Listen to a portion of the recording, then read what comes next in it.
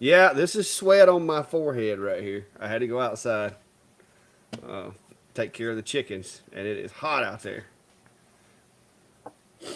So I worked up a little sweat going to the chicken pen and back. Yeah, well, But I had to we use a got some bug. I we had to got use a some buggy. summer left, but it's starting to cool off up here. Yeah, Mister sending me screenshots of 68 degrees. I Well, know. I have we have a tropical storm headed this way, so we're at least gonna cool off or get some rain. We actually did get a little bit of rain today. That's the first rain we've had in a couple of weeks. Now the 68 was the temperature inside the shop. It was actually in the 50s. What?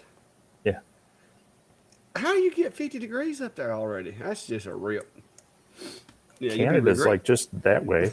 I know. That's because you're South Canada. Well, good day, Quite a few hours everybody. that way, but Good day, everybody. Looks like a bunch of usual faces for the most part. I don't recognize Bogdan and Robert.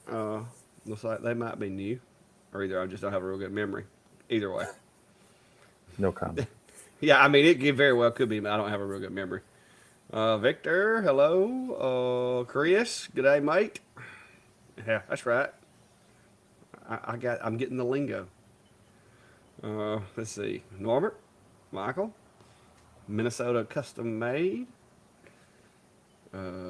Let's see, who else we got? Minnesota Maker, another one of your neighbors to the north up there. Got all the Minnesotans in the house. Yeah. Oh, that 50 something degree weather up there. That's just ridiculous. It'll Hey, be it'll be it'll be probably December before we see the 50s here. it got close to 80 down here. That's a Maybe rip. not northern Minnesota, but My poor old air conditioner is struggling right now, you know, which I will say it still helps though.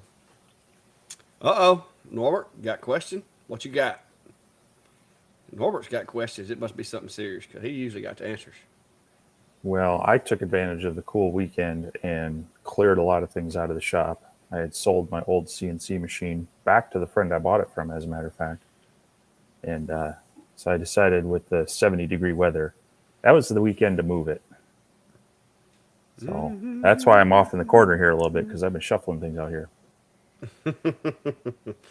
Brian, the biggest thing that I can tell you is if you get your air assist dialed in, get it right, there's not that much cleanup to be done on the edges.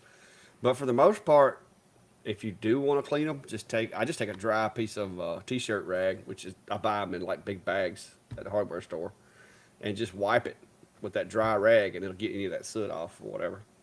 But typically speaking, I don't have a whole lot because I'm a little OCD about how my air assist runs. What's your opinion on that one, there, Steve? Well, I mean, if you're trying to get rid of the burned edge altogether, you're going to be sanding a while.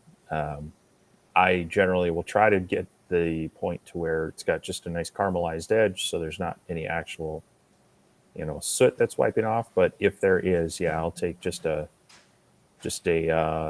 paper towel or maybe a microfiber cloth, just kind of wipe that down a little bit and make sure that there's nothing that's going to rub off on it. But yeah, avoiding the charred edge is not really something that you're going to do with a laser.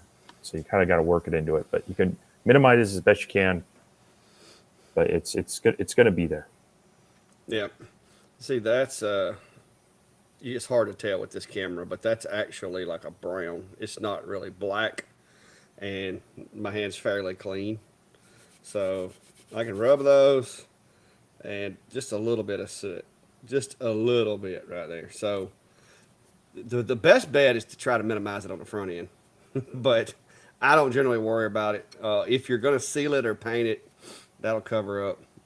If you know, but for the most part, it's laser cut. It's good. It's going to be there. Now you can hit them with air hose and get some of it off, but like I said, it's this is minimal. Now some machines with the air assist that I test out you can wipe it and your hand will be black. But I don't. If it does that, then I keep working my air assist until I get it dialed in right. That's why I'm working on my new machine over here. I've been doing all kinds of testing to try to find the perfect settings for this thing. So far, it's doing a good job, but I haven't got everything where I want it yet. Yeah, and material is going to make a difference, like you mentioned. Some of them, they're just going to be really sooty, and others you get that nice caramelized look to it. So if you're really struggling with it, you might want to try swapping out to a different material. Yeah, now some stuff does leave a lot more soot. And if you're doing that whole borax thing, you're just going to generate more soot. I tried that for like a week, and I realized that all it does is generate black, dusty powder, soot, and that's why it makes things darker. But if you hit it with an air hose, it's actually not as dark as it would be if you hadn't put it on there. So I don't use that stuff. I play with LPI and focus to get the best results.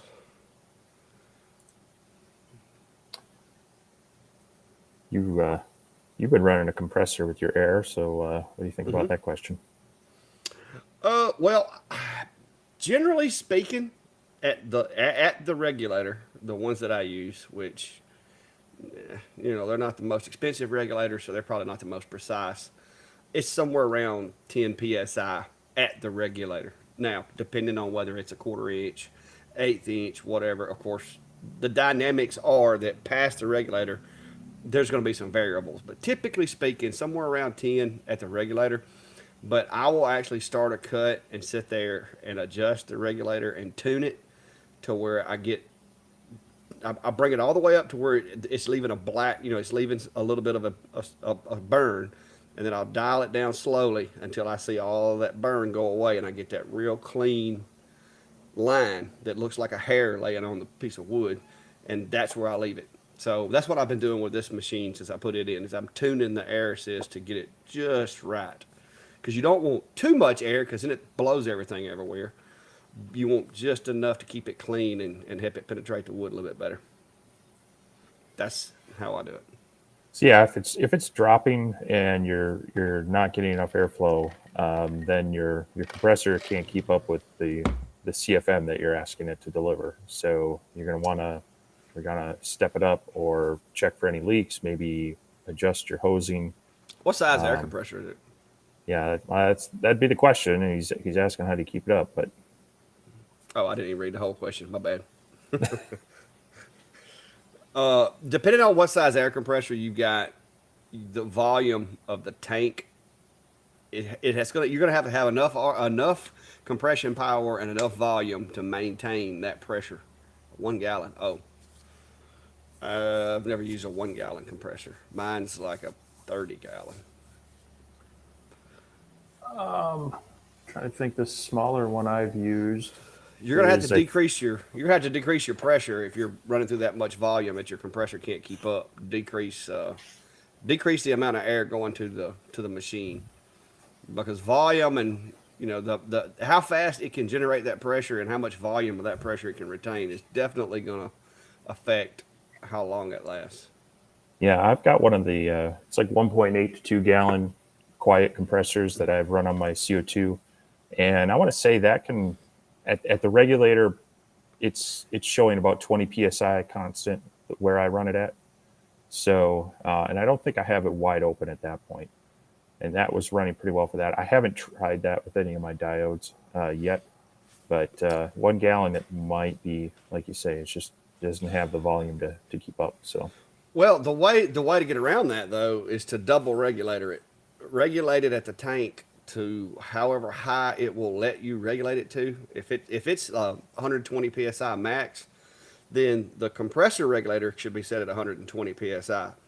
But when you come out of it with your feed line for your laser, put another regulator there and then dial it down to 10 psi, because if you set the regulator on the compressor itself at 10 psi, you're losing a lot of volume, because it can peel a little bit of air off that 120 psi and not lose all of its volume. So if you've got the regulator on the compressor itself set to 10 or 20, try jumping that up and then choking it down at the machine.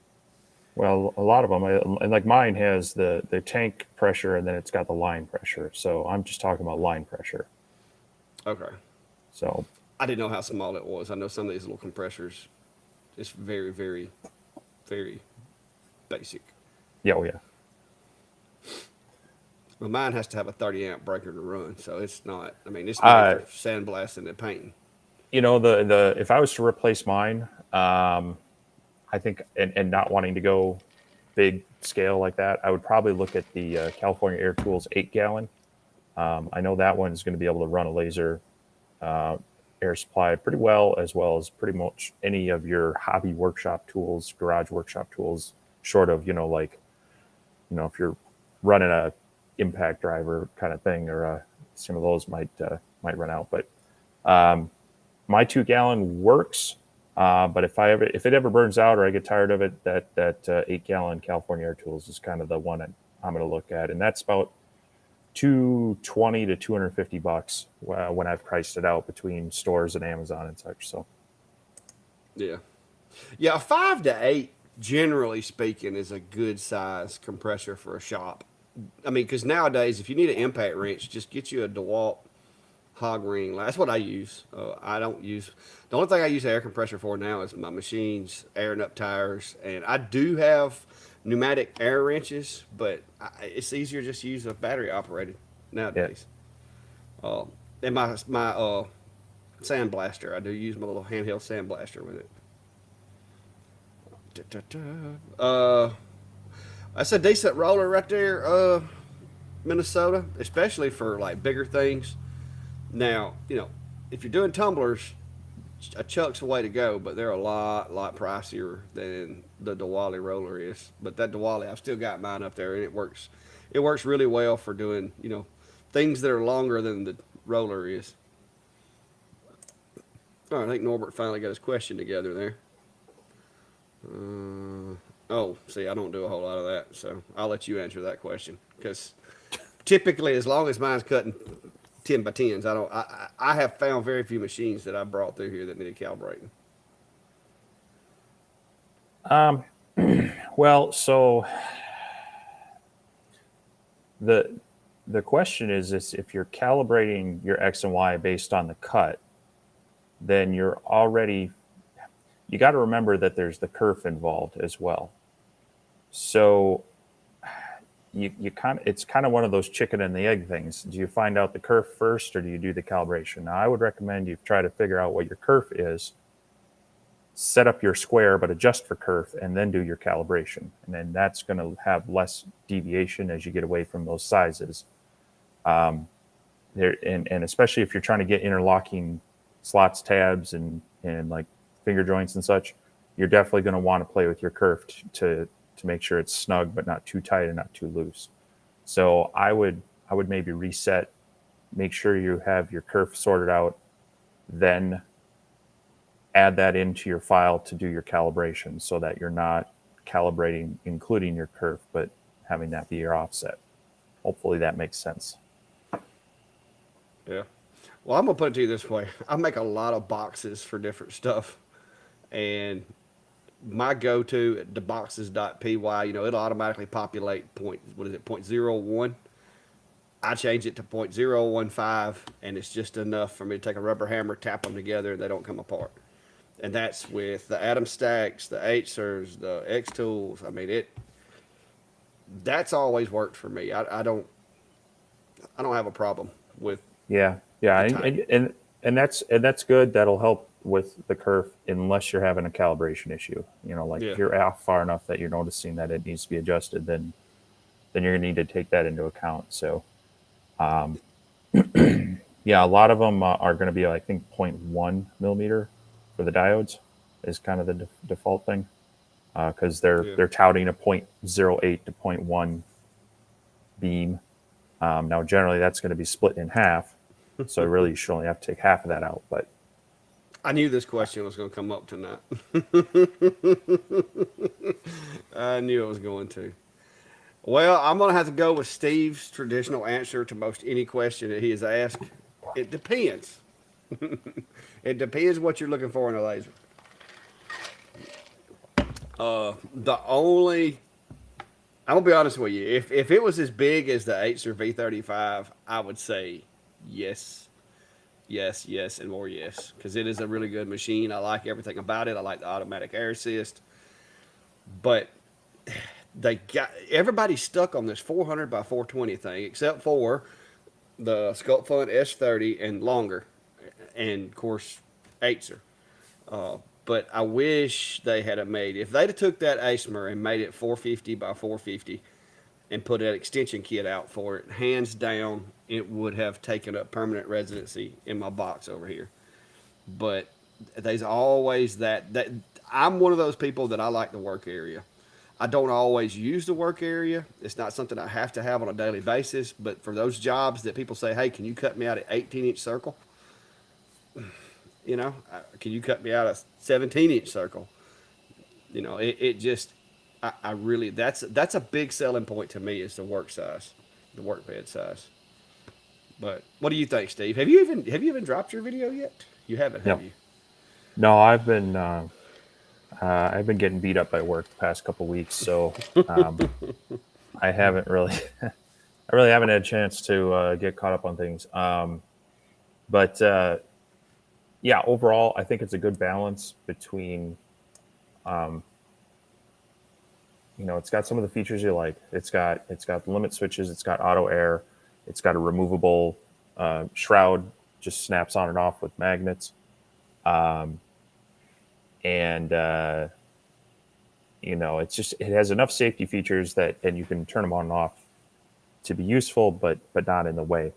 Um, yeah, you make a good point on size. So if you're doing a lot of custom work and at the whim of what they want for size, doing a lot of for the people, that's going to limit you to whatever you have. If you're doing your own stuff, then you can choose how big you make it and how you make it. So it might not matter as much for you. But Hey, um, question. I just realized something.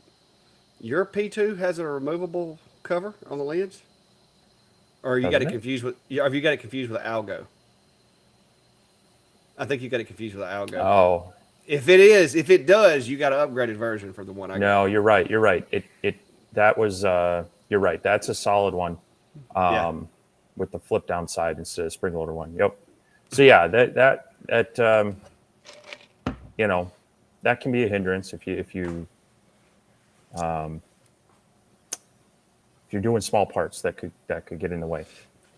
I have But plans. I have plans to remove mine shortly.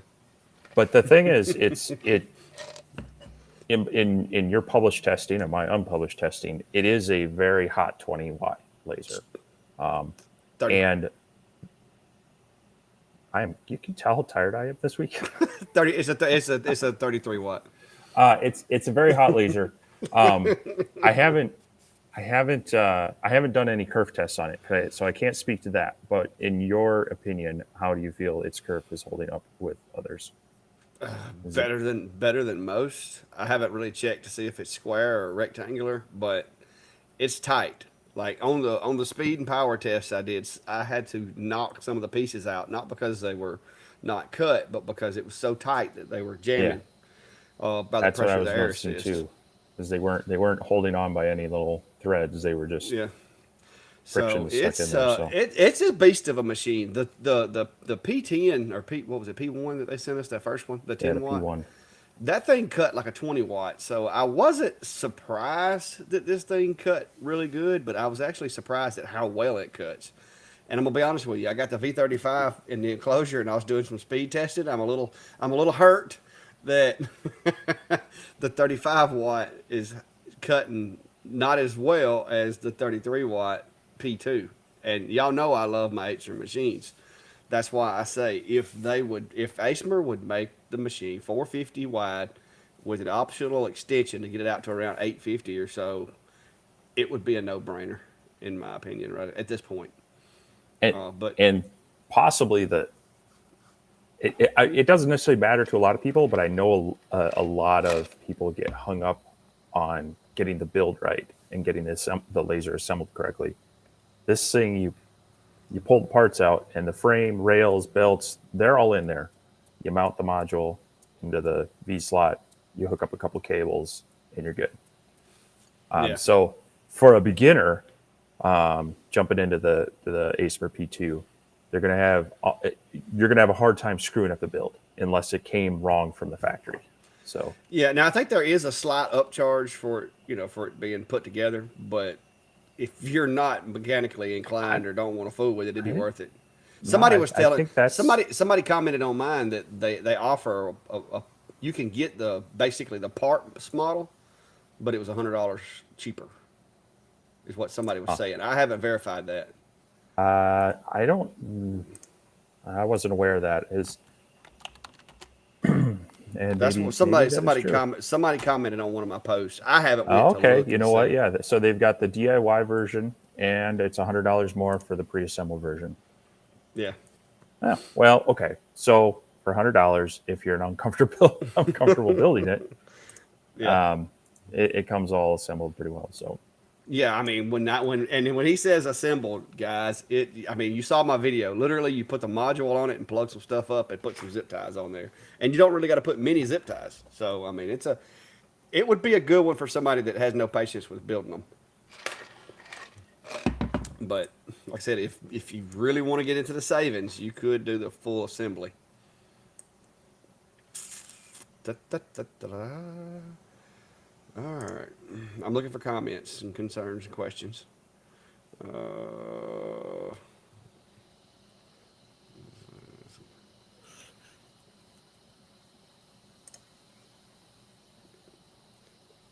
No, I color, but with paint or paint pens. If I do not use powder anywhere near my laser, because powder coat powder in my laser module just seems like a really, really bad idea if it was to get up in there. And I just don't. It's not worth it. I'll use a paint pen or mask it and go back with some paint and do it that way.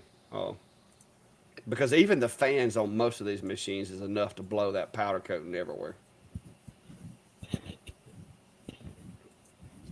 yeah, it's an interesting effect, but I getting that stuff airborne. I'm just not too keen on that. Yeah, and like the machines that I'm running now, the fans on them alone is enough to blow it clean.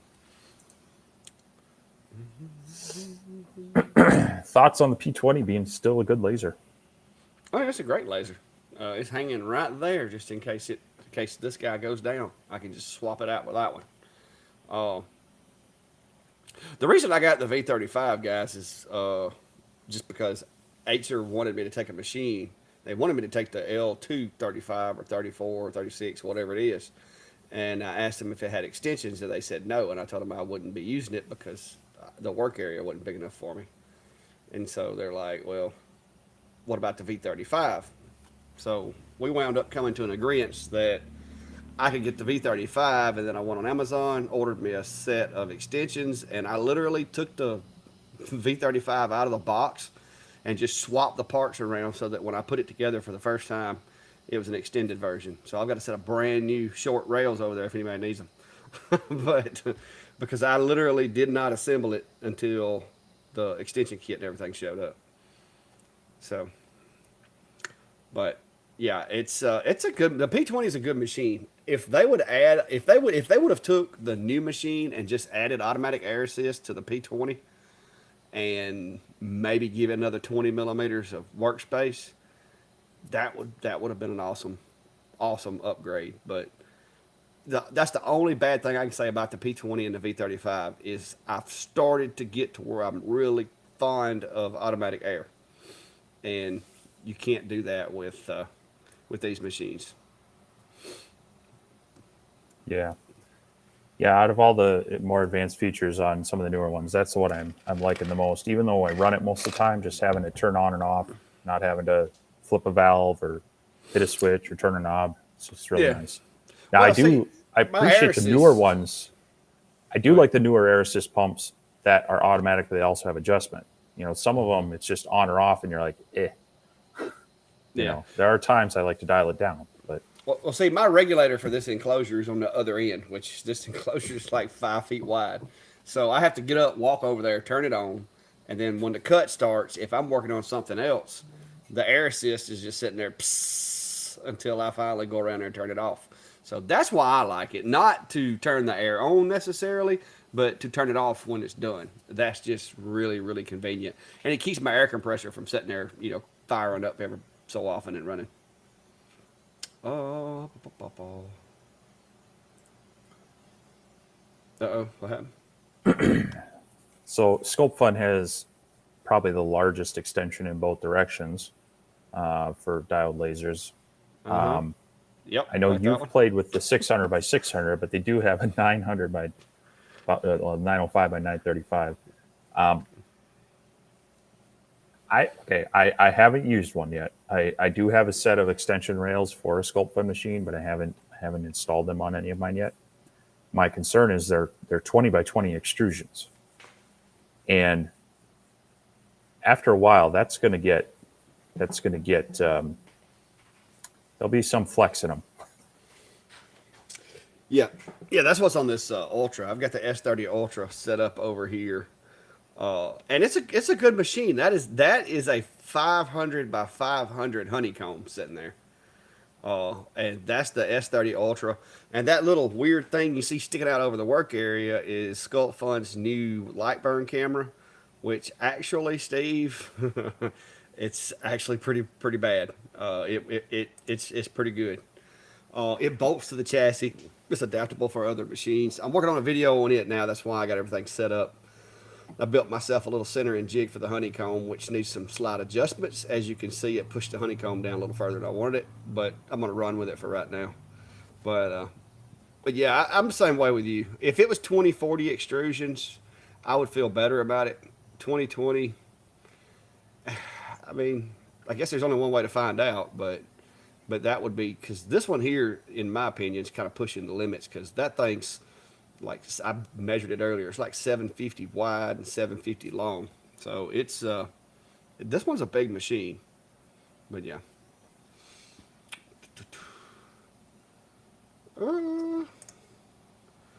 Well, Brian said his frame was out of square by 1.5 millimeter, so it had to force the gantry out of alignment to square cuts.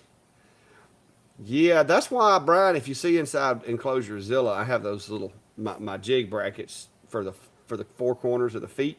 When I put the machine in there, I use a square to square everything up, and then I screw those little feet holders into the enclosure, and that way I know that it can't move or get pushed to be out of square. But glad you figured it out. So you're going to do a stainless color test on your V35? I mean, you know how that works. I mean, you can make colors on stainless, but if you try to make those same colors on a tumbler, you're going to either cause it to collapse or cause it to bubble because you're going to get it too hot. That's just, I mean, that's novel. I mean, I guess I could do it just to show you that it will, but I don't know that there's any practical use for that unless you're doing it on a piece of 1/8 thick stainless steel. Because if you try doing it on the real thin stainless, it just warps the whole sheet of stainless up. You've got to use like 3 millimeter thick stainless, from my findings, to keep from just deforming the material when you do it. Well, yeah. So I mean, it's a function of annealing and changing the colors with heat. So the thinner stainless steel is going to have a finer line of heat, or it's going to blast through that temperature faster, and so it's going to be more complicated on the thinner stainless steel. And you and I have played with this even on the same machine. You took some settings. I tried it on some stainless I had, and it was a different composition of stainless or also a different thickness, and the numbers were way off. So I mean, while you can do it, yeah. While you can do it, you really got to test on one of the material that's the same of what you're going to burn it on to be able to get those colors. And then if you switch to a different type of thing, then you gotta kind of reset a bit and retest it. So it's really cool, and I've seen some people do some really neat things with it.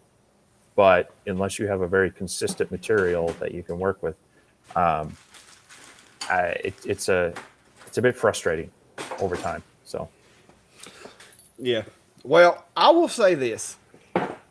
Doing colors with these lasers, with diodes and the fibers, is so finicky that you can do a test on Monday when you have 60% relative humidity in your area.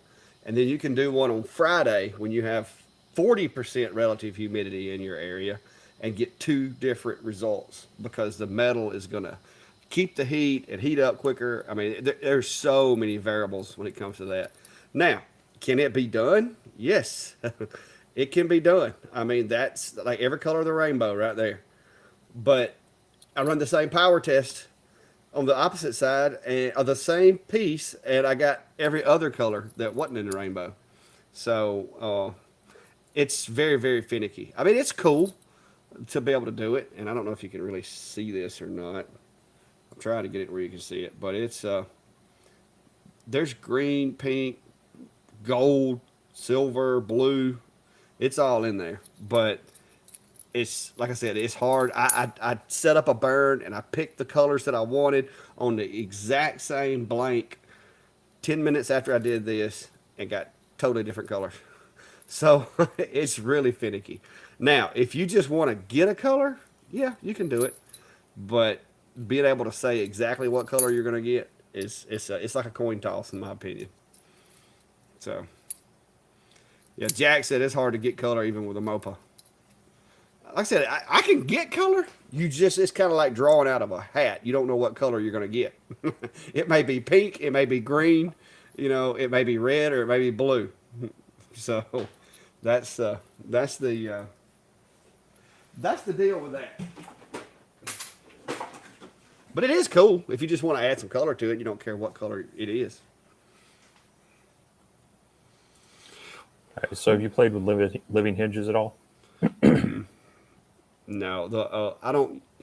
The wood that I use, I don't think would be suitable for that because it's not very flexible. You would need a more flexible wood, in my opinion, to have any success at that.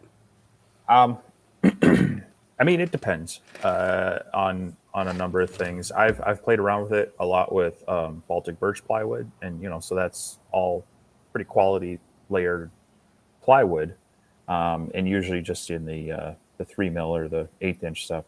So with that, obviously they're alternating grains, so grain isn't necessarily something you can look at. But that's one thing I would look at is if you're using hardwood and you can have your hinge kind of going along with the grain, you might have better luck.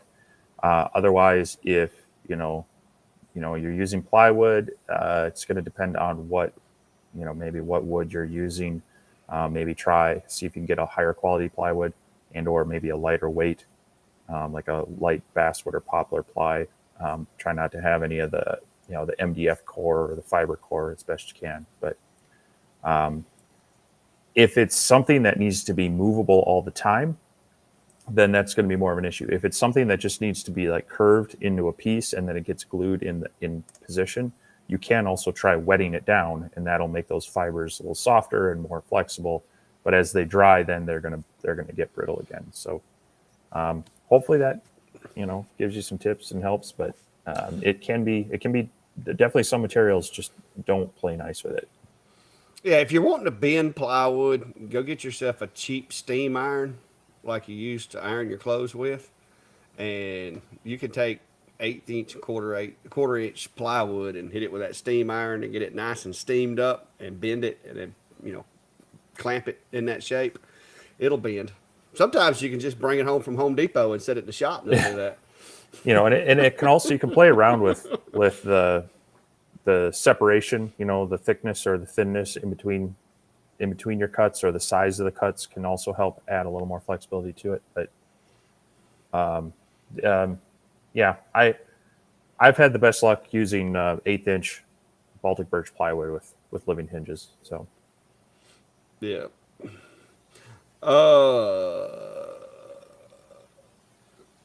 Can you make door hangers shiplap shape? I'm not sure I know what a shiplap shape is. Are they talking about like boards put together? no, I'm not sure what the Yeah. shiplap shape. Because shiplap technically is like thicker Yeah. on one end than it is on the other. So I don't. If you can clarify on that, we might have an answer for you. And somebody, I don't know. I don't know if this is one of your folks. Here's a question there. Any thoughts on the Niji 4 Max? The 3 was pretty cool. The little module they use has got a really fine point. It does a good job of cutting for a 10 watt, but I've never used a 4. They've asked Yeah. me about the 4. I think they've asked you too, but we haven't heard anything back. Well, I've got a box over there that's got the 3 Max in it that I need to get to. And if I get caught up on a few other things here, that will be on the bench shortly. Yeah. May even get one of my boys to help me in the shop with that one. My oldest actually started college, and he's in a mechatronics program, and he's in an electricity electronics class right now. So I was like, hey, this might be a Yeah. good project for him to get that stuff going. But yeah, my so this will be my first official experience with Niji. I've talked with a few friends with them and looked at them a number of times. My uneducated, or I should say unexperienced opinion of them is that they are going to be fun for someone who likes to tinker. A lot of their parts are, like their e-stop button is generally separate. They give you an actual relay for the air valve.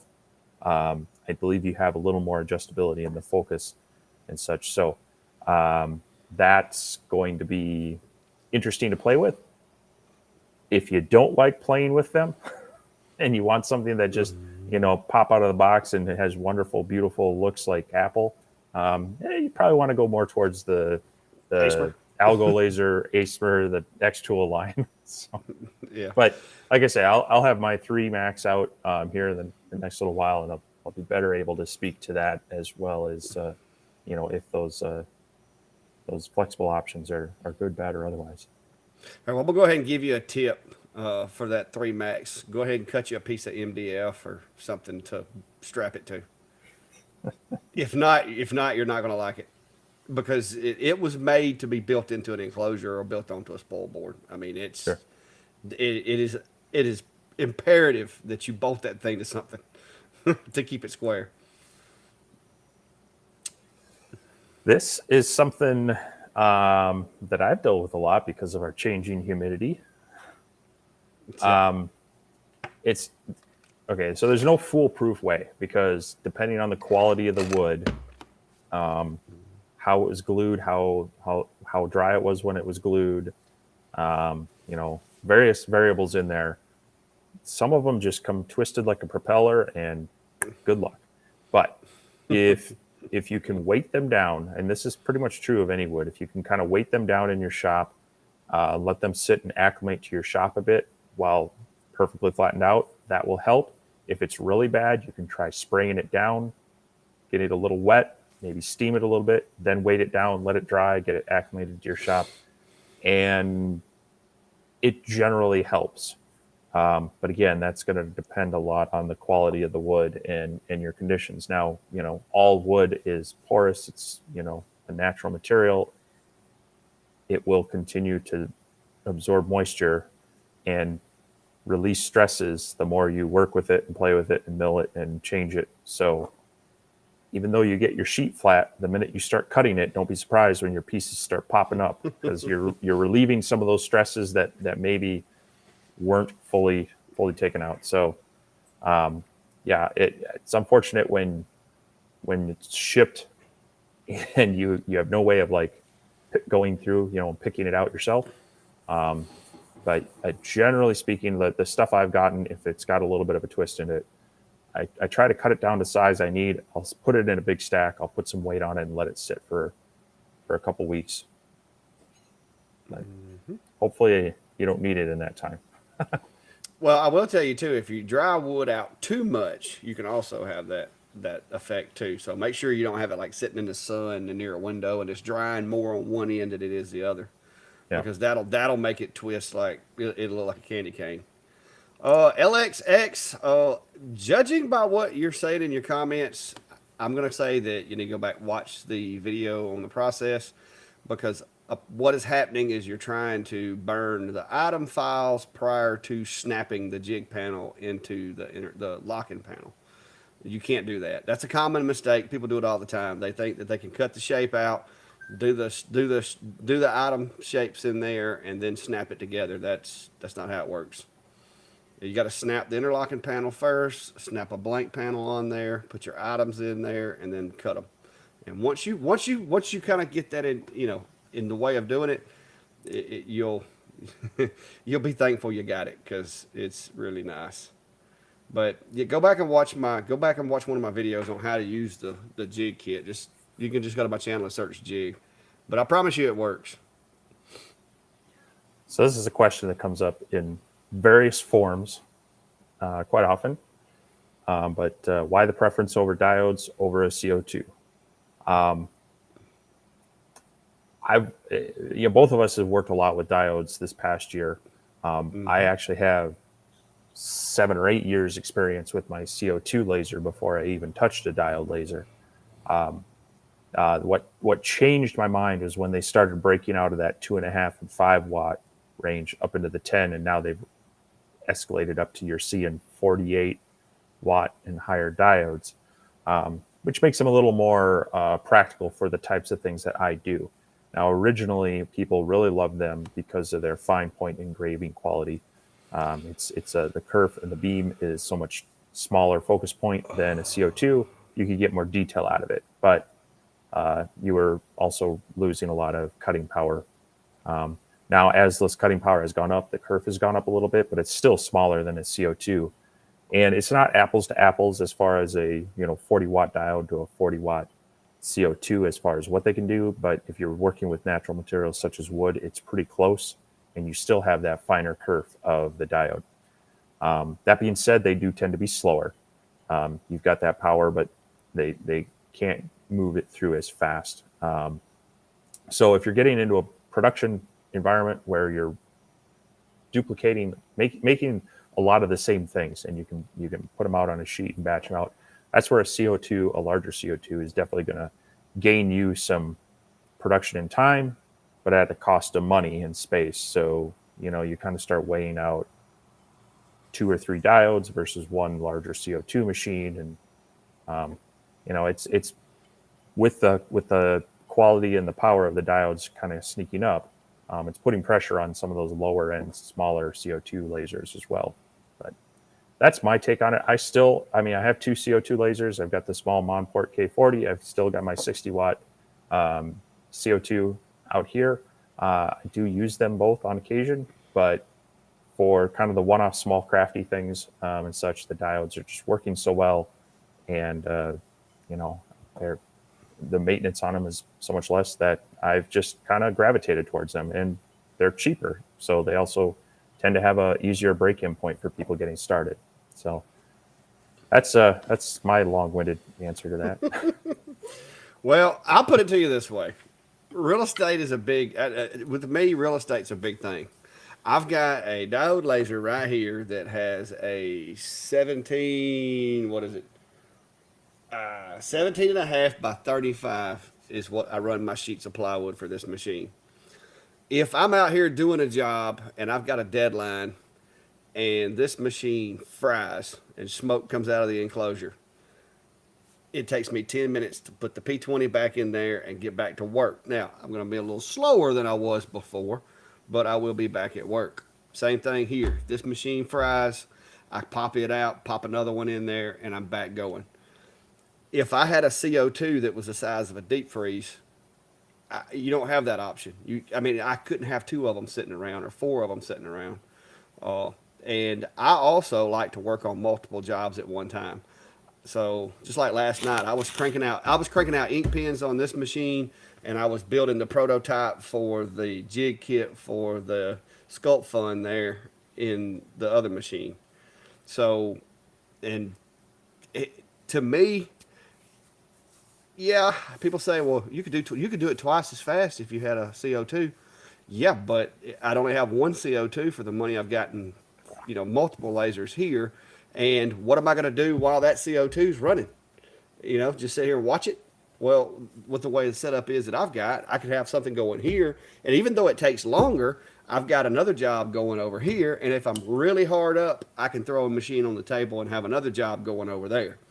So that to me, it's kind of a force multiplier. It's kind of like, would you rather have the 600-pound offensive guard, or would you rather have, 6 dudes that weigh 200 pounds?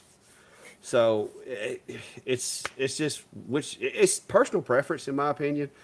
The bigger CO2s, I don't have a problem with them. I do have a CO2 for cutting acrylic. I also have the com marker fiber there. I've got another fiber that should be here before long. So I have multiple options for these different materials, and I can't give up that much floor space because not only do you have the machine, but then you got to have a bigger chiller than what I've got, and then you got the added maintenance and dust with those big CO2s that I have in this workshop. I don't think it would fare real well on one of those big CO2s because it would have dust all over the tube. Every mirror in it would have dust in it. It would be every day cleaning it before I would start the jobs. With the diodes, not really a concern because the way they're built, the lenses are under the bottom. Dust doesn't settle on those lenses, so it's a Yeah, it's a rabbit hole. dust is concerned, and that's where I would, I keep my CO2 or not my I keep my air compressor handy by my CO2 to blow it off. But maintenance, that definitely is an issue, and also if you're looking at it as wanting to go to events and be able to customize on the spot, I don't think I'd want to be hauling my CO2 around with all the, No, you bump at it, least get not in those Minnesota mirrors out of roads. alignment. Not on Minnesota roads because you would bounce that thing out of Yeah. alignment so quick. Whereas the diodes are so much easier to transport. So that's just kind of another positive in there. But the CO2s definitely have their place. I ran a lot of work through my CO2 before I even touched a diode. So I they're both great. It's just I think on the ease part, the diodes are definitely winning that out. So Yeah. All right, Mark. Yeah, there's if you look in that special folder, Mark, there's multiple spreads on the legs. Xtool has put out 3 different bolt patterns on their feet since they started manufacturing that machine. So the 2 most common ones are included in the kit if you look in that special folder. But anyway, yeah, there's a different spacing. There's 2 different size legs on Xtool D1s, and the legs are spaced at 2 different distances on the Xtool D1s. They're very inconsistent with their leg spacing. But anyway. so North Alabama barbecue, wondering about Galvo style lasers. So again, this is going to come down to that. Well, it's going to depend on your situation and what you're wanting to do with it. If you're wanting to get into deep engravings with metal, these entry level ones are not going to be the ones for you. You're going to want to be, and Jack can speak better to this, probably 50 to 60 watts on up to do that. Now the Xtool F1 or the Laser Pecker compared to say the Com Marker B4 that we both have, there's some differences there as well. They're the Xtool and the Laser Pecker are a little more compact. Now the Xtool F1 is very compact. It has that kind of sliding shroud in it, and then it has, of course, both your blue laser and the IR. So you've got your 455 wavelength and your 1064. Is it 1064? 1064 nanometers. Yep. And so you've got the option of both, and it's in a nice portable package. They even have a small air purifier for it. I'm not sure how well that works, but if you're looking for a portable setup just to engrave, small things like slate coasters and such that fit into that small area, I think that's going to be perfect and ideal. But it's also going to limit you. It's a 2.5 watt IR laser and just a 10 watt diode, but it's a Galvo style, so it's going to move fast. It's going to have good detail. Price wise, though, it's not a whole lot less, but it's a few $100s less than these 30 watt Galvos, which are going to be a lot faster and work more effectively on engraving and marking more metals and things like that. So we'll see. I'm hoping to get a chance to look at one in the near future, be able to speak better on it, because I feel like every week someone's asking about the Xtool F1, and I want to be able to speak to it, but until we can get our hands on one, it's hard to we can only go off of what we see from the marketing and other reviewers at this point. So hopefully we'll have better information for you soon. Yeah. Yeah, Brian, the Acer is because of the little foamy feet things. But if you smash it down in there, it presses enough room to get in there. It holds it nice and tight. But yeah, that was intentional on that one. Acer, I will say, is consistent because the new machine fits in the spot where I have my old one. Da, da, da, da, da, da. Oh, well, Hush. Chad's wondering if we could start over. He's a little late. What do you think? You hit the replay. just remember where you came in at and hit the replay.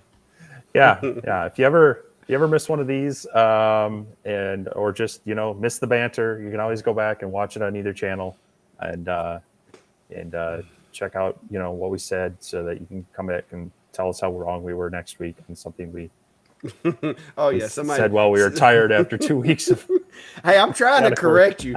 I'm trying to correct you to keep all the emails down because I know how it is, man. I know. Well, ASMR has been I almost put the ASMR back in the box and sent it back to them. Because they, you know how they are. They send you this stuff, and then all of a sudden it's like, oh, by the way, you got to say this in the video. And I told them, I was like, no, not doing it, not doing it. Because they wanted to say that it would last. It was, what was it, longer lasting than any other machine. I'm like, I can't validate that. Yeah. And then they claimed they were the first ones to use linear rails. As I'm sitting here looking at this Sculpt Fun right here that's got them. So they said they were the first one to use linear rails on both the X and Y. Because I saw that and I was like, wait a minute. I know I've seen others, but I'd have to go back and look to see if this one doesn't them have them. Yeah, this one only has them on the gantry. It doesn't have them on the Right. sides. So I can't say for sure that that's not true, but I still wouldn't put my name on it. You know what I mean? Yeah. That's why I was Yeah, like, well, hey, they things claim like that. Yeah, I will say, claim. hey, it has rails on both the X and Y. Really cool. I won't necessarily say this is the first or not. Yeah. That's up to them and their marketing team. So Yeah, well, their marketing team. I thought it was going to get interesting, but they responded. now, well. I think you said you've been to a Woodcraft, right? Yes, I bought that stool that broke at Woodcraft. I bought one What thing you're at not supposed Woodcraft to- and it broke. Yeah, that's a. Okay.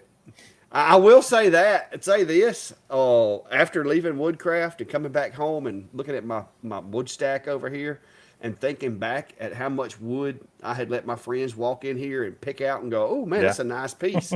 And I'm telling them, just take it with you. That's fine. I got more.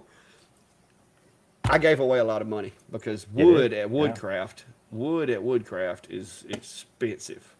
Yeah. Now they well, they do have some rough cut and some live edge, but a lot of the wood at Woodcraft and Rockler is S4S, so it's it's finished on four sides. It's square, so you definitely pay for that milling and whatnot. But yeah, if you're looking for exotics or looking for something unique, or need it in a pinch and don't have a sawmill and a bunch of trees on your land, they're definitely a good option for us lay people without them. But yeah, I've been to. We have a Woodcraft and Rockler. We have multiple Rocklers in the Twin Cities area, so they're only about an hour away from me. As a matter of fact, where is it? Right here. My bandsaw. I picked that up at Woodcraft a couple years ago when they had actually maybe 3-4 years ago. I don't know when Brycon was doing some deals on it. I got my table saw at Rockler. I bought all sorts of things at both stores, and it's kind of nice having. They're only about 5-10 minutes apart, so it's kind of easy to go. Well, Rockler's got this ad, and I could just drive over there, or vice versa. And, I mean, I'm polite about it and nice, but both of them are usually good to work with you on deals. So, and occasionally, actually, I have a drum sander that was the floor model or the demo, the classroom model, and Jet was coming out with a new version, so they had the lightly used floor model on sale or clearance, so I was able to snag that for a deal as well. But yeah, I enjoy both those stores and try not to spend too much of them in either one. Oh, you can run through some money quick.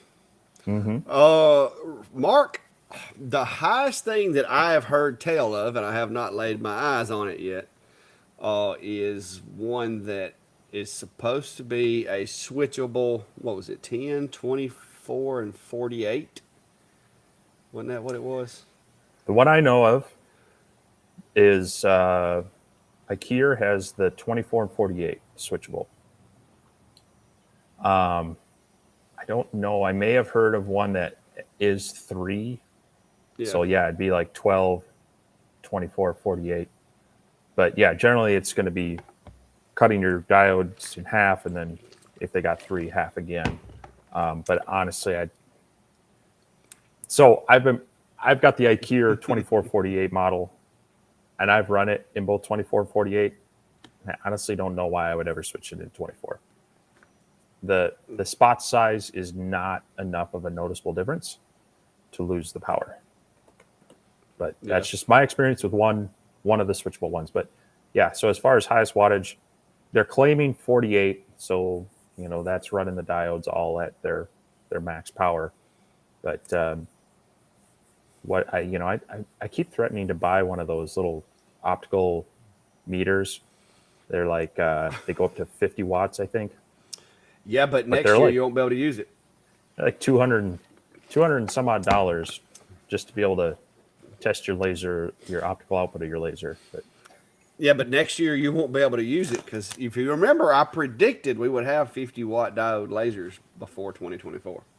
Well, right, and I mean you'd still be able to use it on a number of lasers, but maybe not on the high ends. And that's why I haven't got one, because I got my 60-watt CO2, and I was like, well, I'd really like to be able to test that. And when you get above that, they get stupid expensive. So yeah. Chad, I've made a couple of pumpkins. You can see them sitting right over there on the CNC. I made me a file. I haven't finished them yet. I still got to put a little felt feet on them because the screw that holds the top to the bottom makes them rock. But yeah, all kinds of stuff. I have I have a thing I want to do, and again, it's on that list that hasn't been getting anywhere the past couple weeks. It's basically a variation on a theme, so it'd be an LED backlit kind of decoration like that. I've seen some tea light holders, and I think the file is maybe free. I think I've seen it in the X-Tool group and maybe others, but it's just a small, like, I don't know, I'm guessing it's about a 3-inch cube box. And you cut out the pumpkin design in it, and you can either mask it so it has a soft glow, or just put it regular, and you just put one of those LED tea light candles in there. Those seem to be kind of popular. But yeah, I'm probably going to do a theme on that. I've seen a lot of people make the cedar picket lanterns as well. I did those once for more on the Christmas theme. Sold a number around town, but yeah. Brian, I'm not sure which one you're talking about. I haven't really. The last few machines that I've made, I've done the changes to my kit that I wanted to do, made it sturdier and a little stronger. Unless you're talking about the universal one that I've got in my head, but I haven't had a chance to do it. I got 4 more items in this shop that I've got to push through, and 10 more stove covers before I can get caught up and spend time doing that. Plus, I've been mastering my 3D printing in my what little bit of spare time I've had. But so there's a certain humidity I'd like to keep my shop at, but as you can maybe see in the range there, it's from 52 to 68 in the past 24 hours or so. And it tends to kind of hang around that low 60 here in the summer, unfortunately. I would like to keep it around 45 to 55, ideally. Similar, when you're working with, especially doing furniture, you really want to work with the wood in the humidity that it's going to live in. So depending on where you keep your house at, hopefully under that 50%, but not too low. You'd kind of want your shop humidity to be there so that your wood acclimates to that humidity. It's not going to change a lot when you take it from, say, a high humidity shop into a low humidity home. So, but yeah, without having an air conditioning dehumidifying system out here right now, I'm at the whim of temperature changes and such. Yeah, mine sways between 40 and 60% out here in the shop, depending on rain and air and all that. Somebody talking about me pouring my water, I guess. So, My bad. so My can you bad, run Joel. multiple machines on XCS? Um, I think the only way to do it is if you're using Wi-Fi on one and USB on the other. It's not as easy as just opening up another instance of Lightburn. So that's I haven't tried it myself. I mean, I use Lightburn for most everything, even with my X tools and such. Generally when a new version of XCS comes out, I'll play with it a little bit to try to, I don't know, just be aware of it. And I know a new one just dropped, I think this past week, but I haven't had a chance to play with that. So, um, you know, try if you have two X tools and you can put one on US or put one on Wi-Fi and run it that way. That might work, and then run the other one via USB. But I haven't tried it, so I can't 100% speak to that. Yeah, I can't say for sure either, but from what I've heard and the talks, pretty much you're like, I haven't heard about the Wi-Fi thing, but I have heard that pretty much USB, you're limited to one machine. Now, you might be able to connect to another one by Wi-Fi, but like I said, I haven't used my X tool since the last event, so I don't know. Big Scooby, yes and no. To the planer, I like. I've got to swap it out and get me one of the helical blades for it instead of that flat blade because I do a lot of hardwoods and hickory and pecan, black walnut, stuff like that, and I do not like the flat blades. But I messed around when I bought the thing. I bought like 9 sets of blades for it. So until I run through all those, I don't want to go, swap it out to a helical one with the, it's got like 100 little carbide teeth on it or whatever. Uh, the planer works great. I like it.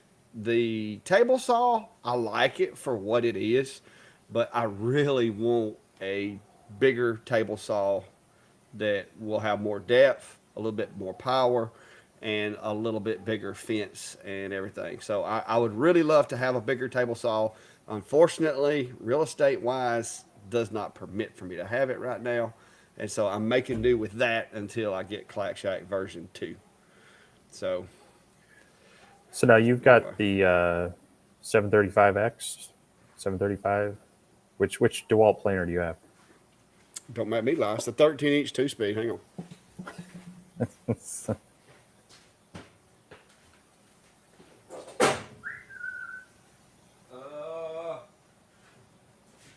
DW 735. Okay. So yeah, I've got the same one, and definitely without going up to like a floor standing model, I think that's the best one in that range. I still have the straight knives as well. I've thought about doing the helical head. I've seen people that really like it, but it also it draws more power running it. So you got to be careful on the circuit you have it on, and it will occasionally pop the internal breaker on it when you run that if you're getting too deep on a hardwood. So there are some things to keep in mind with that. And I have heard of some people they actually end up having to wear out those chains more on that. So it does put a little extra stress on the planer upgrading that. But I would agree it's one of the things I've really considered on it. And like it, yeah, short of going to like a 15 to 20 inch like Grizzly or larger planer, then that's the one I really like. Yeah. Yeah, like I said, if I stick a piece of 13-inch wide pecan or hickory in there, it's baby steps. Because you're not gonna 13-inch planer is not gonna plane 13 inches of hickory and it have an easy time. Now, if I'm sticking cedar or pine through there with a nice sharp set of blades, that thing will it'll turn it out. But it's about due for a blade change right now. Uh, Me and Klein were over here the other day, and I was planing down some magnolia to do some plaques, and that magnolia's it's not really a hardwood. Like when it's standing, it doesn't feel like a hardwood, but once it dries, that stuff sets up like concrete. And I rent the blades that's on it right now. So, well, Jack, I can go get one if I wanted to, but I just like I said, I've got all those blades for this one. The planer does a good job. I did my homework before I bought that one, because I bought that when I was actually just sawmilling for all my side money, and I needed it for doing like wall boards and stuff like that for people. That's one reason why I got the 2 speed, is because it actually has a finish setting and it has a like rough sawn setting as well. What are you laughing about? Somebody's Just the recommendations to run a to have the planer have an accident, so you have to replace it. Yeah, I figured it was Brian over there. Didn't know. I'm trying to get caught up. The comments are whooping me tonight. Yeah. Yeah, Brian, I am working on it, but it's still in my head right now. I haven't got to put it on paper yet, and I haven't got to cut it. So that's in the works, but it may be a while, bro. I got to get caught up. Yeah, good luck getting caught up. We're gonna be rolling right into fall and holiday season. I don't imagine catching up. No, I'm trying to squeeze stuff in. Like that, I sat out here last night till 2 a.m. engraving ink pens. So Brian, I checked with the Farmer's Almanac, and it looks like I should have plenty of AC in a couple months for about 6 months. Yeah, no, I've been trying to look at it, and actually that was part of. So this weekend was really nice, and I mentioned it earlier. I was selling, and I had sold a CNC machine that I'd run for years, and actually sold it back to the friend I had bought it from, and that got me kind of cleaning and shuffling out the shop, because that is half of my battle right now. Is I have to be able to identify where I would put it that's going to be most effective, and then I have space on the outside for all the parts, and I got to run the electrical and such. So some of it was just kind of, okay, let's reorganize the shop a little bit, make room for things, and make it a little more plausible. But no, I haven't had any of the HVAC people actually call me back. But now that our college is in session, we actually have an HVAC program, and I'm hoping. And one of the guys in that program, I've run into at Rockler. I know he's a woodworker. He just turned some bolts and donated them to our foundation as a fundraiser. So I was going to try to talk to him and say, hey, friend, buddy, pal, what's the guy got to do to get some AC and heat in the shop? So, yeah. What do you think on that comment right there? Jack said he's looking at the two diodes rather than a CO2, but wanting to think about a laser for small stuff. Yeah. So I think, like I say, if you're looking for something that's portable, that you can take to a show, that's going to have some safety features built into it, I think the F1 is a good option. If and it adds in the IR that you can start playing around with marking metals and such. So it's got some features there that, if that's what you're doing, it might be something to consider. However, it is a very small working area. And so if you're used to, an Xtool D1 and you've got close to 16 inches square, now you're going to drop down to something less than a quarter of the size of that. Maybe it's all the working area you need for that, and you want to have the ability to start playing with metal. I think that would definitely be an option. But I don't know. If you're wanting to double your production on what you're already doing, then that's probably not the machine to do it with. But it is nice to have a little variety and some diversity in what you can do with one machine over the other. In some cases you might start, like I hopefully will get a video here out on how you can mix a CO2 and a laser, and not necessarily the same machine, but projects that you could start on one, then move to the other. That's where it's having one machine doing its specialty in maybe cutting and carving, whereas the laser can focus on the marking. There are certain things you can do with either or, but they're really good at one, maybe not so good at the other. So, if you're getting into a production environment, having those multiple machines that maybe does one thing better than the other can be an option. Yeah, like I said, I think the tool selection just depends on what you're planning on doing.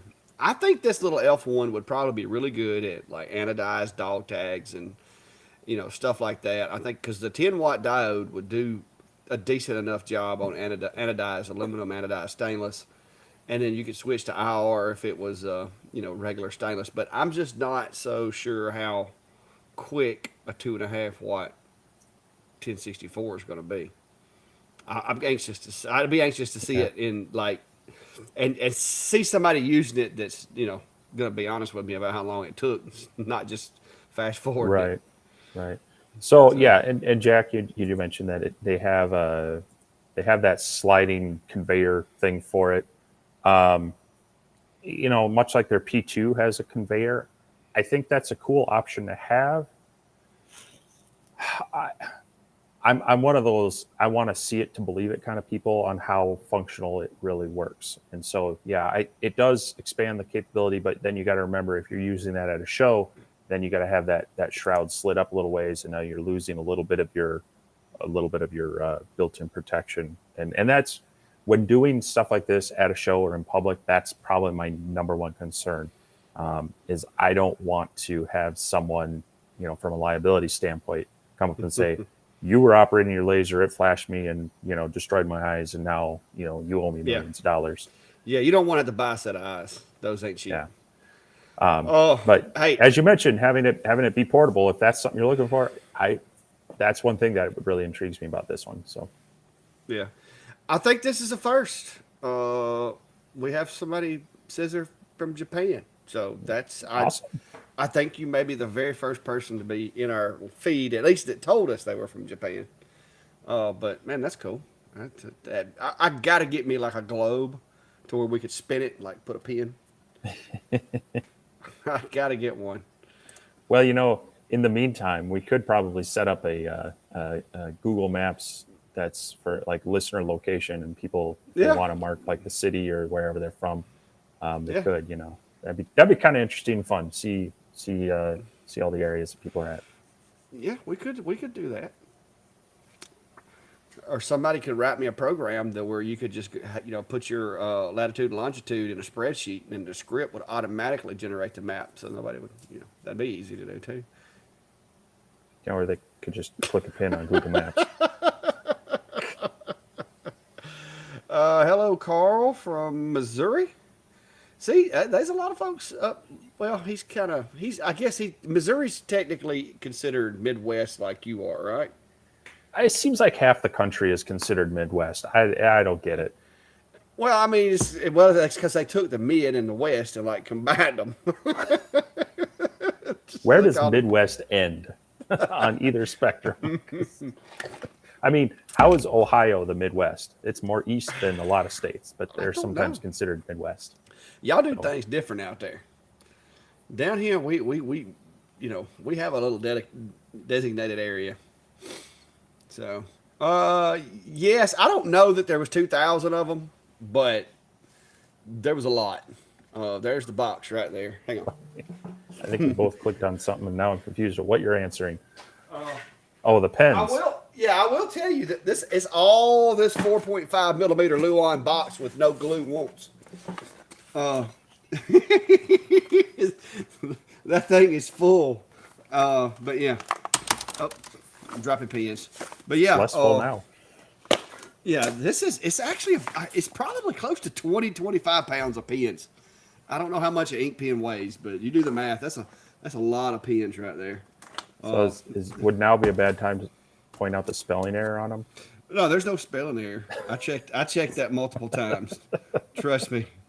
I checked it, rechecked it, and checked it again because I was turning these things out as fast as I could load and unload last night. I finished them it was about 1:30 last night when I finished them.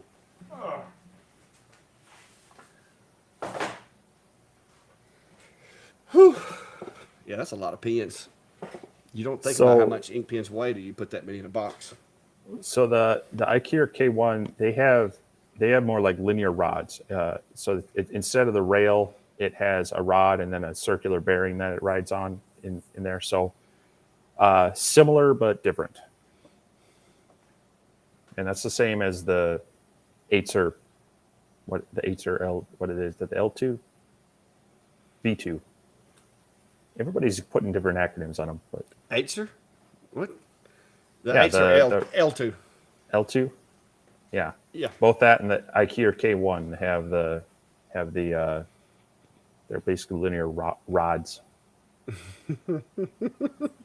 See, Brian thinking outside the box. He says you can get the kids at the school to write that code for us. You know, see, I work in IT at the school, and then everybody comes in. Well, can't you just write me a script that does this, this, this, this, and this for me? Because it'll save me like half an hour twice a year. And I go, it's going to take us about 8 days of work to save you those. Uh oh. There you go. Do they have to be labeled pens? I'll go buy a pack of Bics. I'm gonna try to have So, I'm not going to be selling anything there. I'm going to be figuring out what I'll be doing there, but I'll probably have some things to give away. I'll definitely have some stickers that people that ask for me, but I'm also thinking about seeing if I might have like a bunch of the business card blanks or something else that if people come to me with their file in some way, that maybe we'll do a demo and engraving it for them. So because that's what I got to be doing during that event, is basically doing demos on laser stuff. So hopefully I'll get some things that I can show people with their own stuff. Craig, 4mm or thicker. You really can't go too thick with it, to be honest with you. But 4mm is kind of the sweet spot to keep it from turning into potato chip. Because you start taking large chunks of material out of a sheet of plywood. If it's too thin, it's going to start curling on you. So, I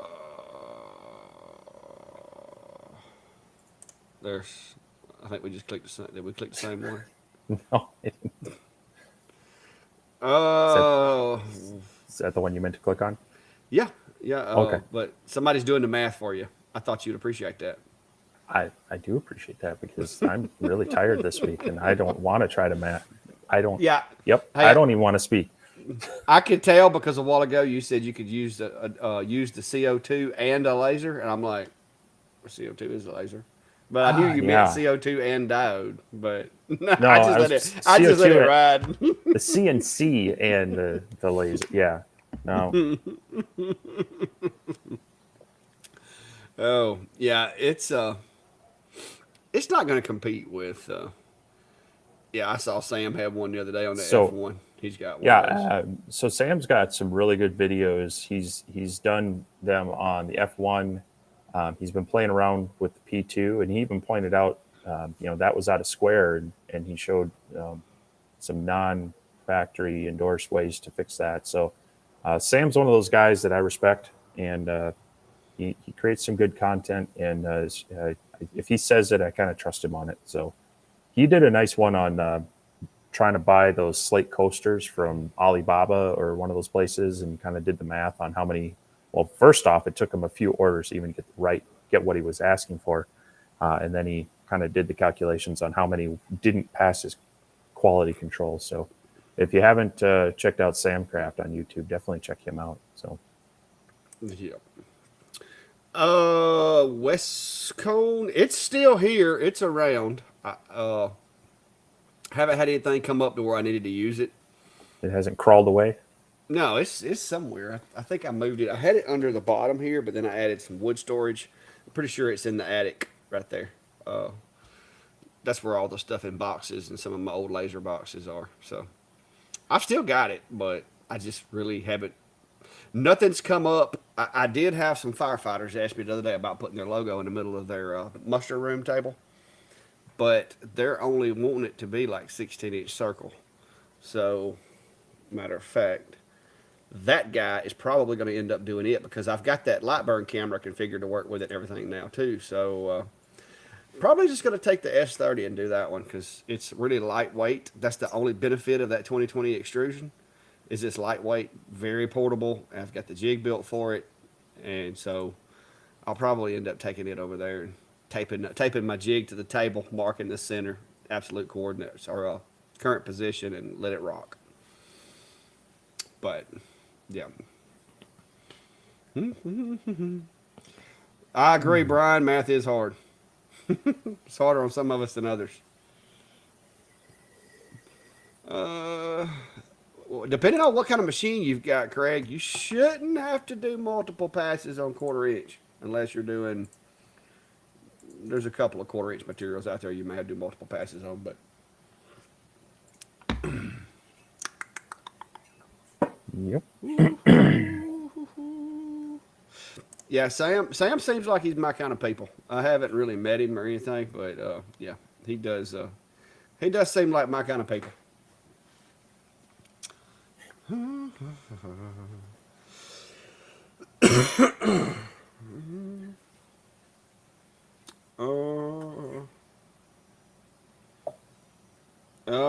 The image quality. Got quiet. Somebody said the image quality is not good on that camera. I'm gonna have to say it must be a different one than what I've got.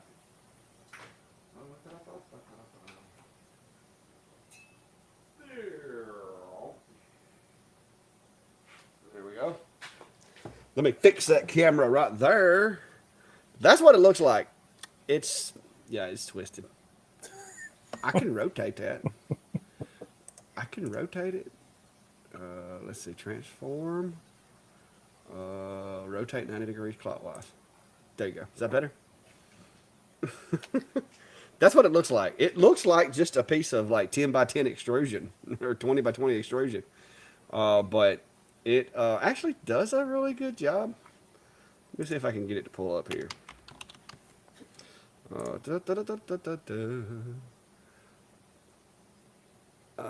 My camera, that one's give me just a second. I'm trying to find this camera. I got every hang on, let me go screen share here. Alright, so there's secondary enclosure. An enclosure Zilla. I'm gonna find it in a minute, guys. I don't know why that keeps saying that. Elgato, nope. It might not pull it up, but the picture I've been getting from it's pretty good. Yeah, we're just playing round robin. That ain't working. But the image quality on this one so far is really good. It did the calibration and scored like down in the 0.19 or whatever. It did really well. Oh, Brian, I'm trying to get it to pull up. Let me see if maybe Lightburn. I think I had Lightburn open. Let me see if Lightburn's got it hounded. Give me just a second, Steve. You can check comments. 1001. You can check comments while I'm doing. Check comments while I'm doing this. 1003. I mean, you're over time already, man. Camera. Why did it not pick back up? Did I plug up the wrong one? Hang on, let me make sure I plugged up the right thing. So while he's doing that, if I'll throw in our weekly pitch for our Facebook group, if you want to interact with listeners and ourselves more throughout the week, we have a Facebook group where people share what they're working on, ask questions, cool things they've seen around the net. We try to keep it mostly just non-commercial stuff. We don't mind people sharing things and maybe promoting themselves a little bit, but if we try to kick out the ones that come in just to say they want to design a logo for you or push files right away and such. But if you're on my channel, there's a link in the description. You can go down and hit that. Otherwise, put the link out here as well on the main channel here. And I know not everybody has Facebook, but that's one of the easy ways for us to kind of keep up with people outside these live streams. So definitely go check it out. Let me see if I can find this camera. I am not finding this camera right now. So let me see if I can. I don't know why it's not showing up. It's probably because I got all my streaming software going. And it is not wanting to. Let me see. Blah blah blah blah blah. Add a new source. Let me see here. Give me just a minute. But I try to help y'all out and show you this stuff, but I'm having trouble finding. Let's see, PH70 Sculpt Font.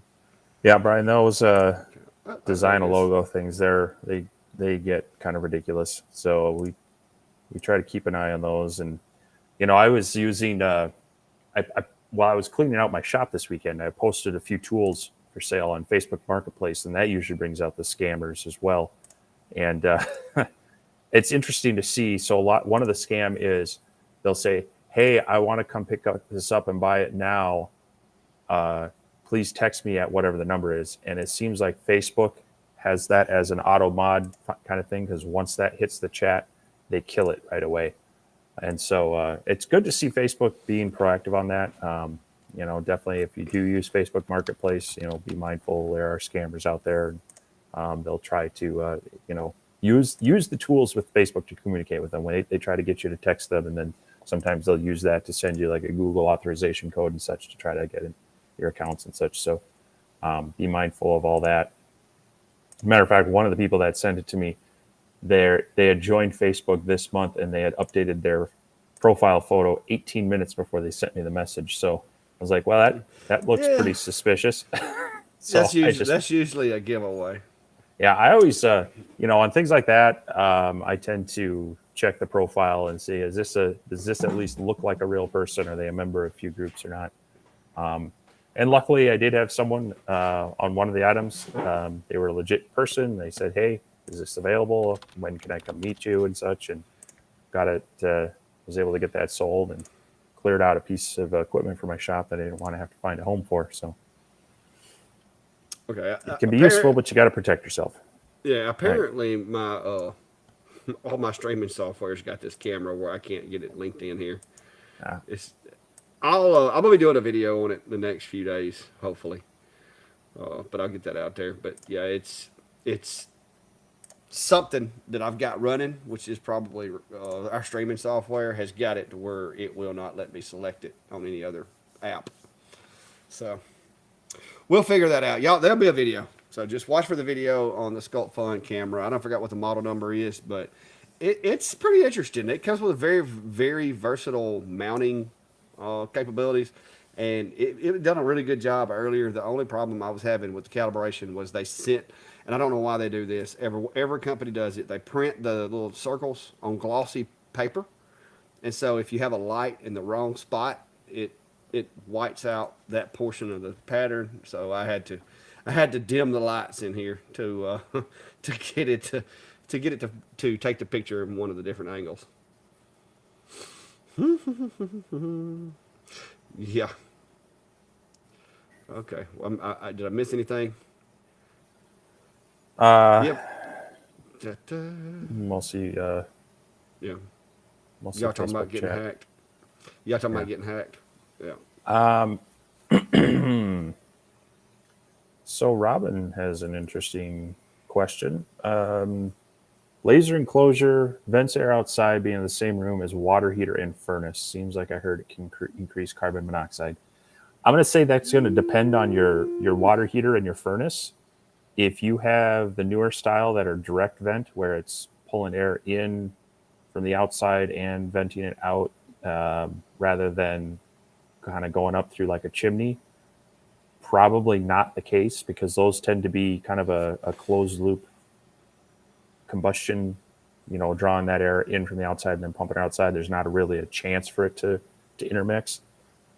If you have an older style where it's just kind of a cap and then it's venting out a chimney, I could see how your vent, it's got to pull air from somewhere. So if you're in the room with that, it could plausibly create maybe a pull and a draft from your exhaust, your chimney, or however. But if it's a newer style, I really don't see how that could happen, because they really try to close those off so that it's not mixing with your internal house, your living air and such. What's your thoughts on that? I mean, yeah. There's a possibility that it's gonna, like you said, it's gonna pull air in somewhere. And if your hot water heater's, just convection draft exhaust, and it's open at the bottom like some of the old gas hot water heaters is, it's possible, yes, but if you want to be extra certain that you're not doing that, then just put yourself a fresh air intake coming into the enclosure, and that would minimize that because you would have you would be providing it with a method of bringing the air into where you are. But I mean, yeah, because you're gonna like my little cat flap over here, the cat door. When I'm running my machines, it does that a little bit because this one here does not have its own fresh air intake. Now the big machine, I just recently set it up to where it pulls air from outside. But this one here, it pulls from in here still. I haven't added another pipe for intake. And so when I turn it on, you can watch the little cat door over there doing this. So yes, it will generate a draft. I don't know that it would be enough to be a problem. And like Mark said, you can get you a good CO2 carbon dioxide detector for like $30 and stick it in there and see if it starts going off. If it does, then look at trying to come up with a way of stopping it. But don't be taking naps in there while it's running. Yeah, and actually that's a good point. I've seen some of these air quality monitors that you can get that are sometimes tied into like alarm systems and such. That it's not a bad idea to have one of those in your workshop in general. Whether you're creating sawdust or creating smoke and vapors with these, it's not necessarily a bad idea to have something there monitoring the air quality in there. You'd be surprised at the stuff that's in the air that we can't necessarily see or we just get it acclimated to. And, carbon monoxide, sawdust, general smoke and such, having things that can detect that would be good to know, have a warning, have the canary in the room Yeah. rather than falling asleep and taking that nap unintentionally. Well, I used to have my little hunting cabin that I had. It was an off the grid hunting cabin on our hunting club down in the swamps of Macon County, and the only heat I had was a propane heater, and there was no electricity, so running fans and having it exhausted, all that. I mean, it was just so I had like 3 of those things in there just to be sure. That way, if one failed, I had like 2 backups because carbon dioxide is one of those things that if you go to sleep in a room with it, it's not a good idea. So I made sure I had like 3 or 4 of those things. But as long as it's not too bad, I don't see where it be causing a problem. Most of your propane nowadays burns clean enough that you're not going to get that much off of it in normal use. If it was like a fish cooker or something, maybe. But I definitely take some precautions and maybe get you a couple of detectors and throw down there just to be sure. And just keep an eye on it when you're running it. If you start seeing that the detectors go off when you're running your laser, then there's your answer.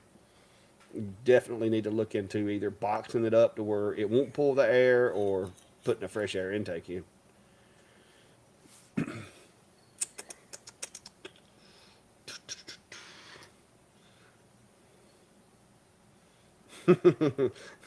Yeah, Paul. We knew what you meant. Carbon dioxide. Yeah, I actually,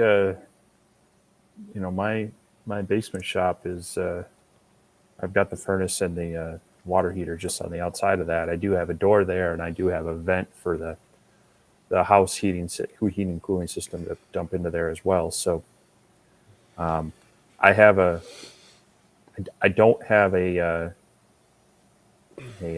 carbon monoxide detector in that room, and I probably should. So I was going to say, you're thinking you might need to invest in one now, though, aren't you? Yeah, I think it's probably a good idea to do that. So Yeah, they're not much. I mean, nowadays, was it Kidda? I think that's what they call them. You can get them where they do smoke, carbon monoxide, and all in one.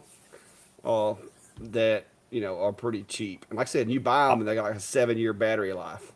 on the flip side, that's the room that probably circulates the air the most in the house. So, because dumping that, I've got that fan pulling 300 and some cubic feet a minute allegedly through my ventilation system. So it's probably doing more good in actually expelling, because they say all that stuff sinks down into your basement and such. So, it's probably doing more to help reduce it in my basement than it is harming. So.